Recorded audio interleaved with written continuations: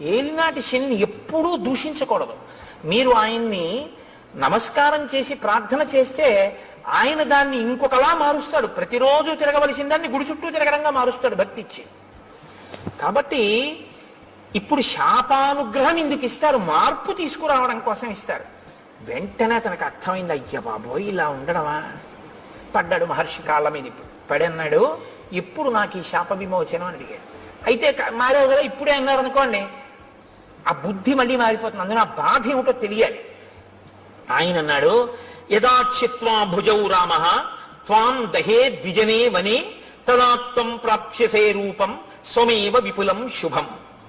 నీవు అరణ్యంలో పడి ఉండి ప్రాణుల్ని తింటుంటే ఒకానొకప్పుడు రామచంద్రమూర్తి అరణ్యంలోకి వచ్చి నీ భుజములను తెగనరుకుతారు. ఆ తెగనరికి అరణ్యంలో నిన్ను కాల్చేస్తారు.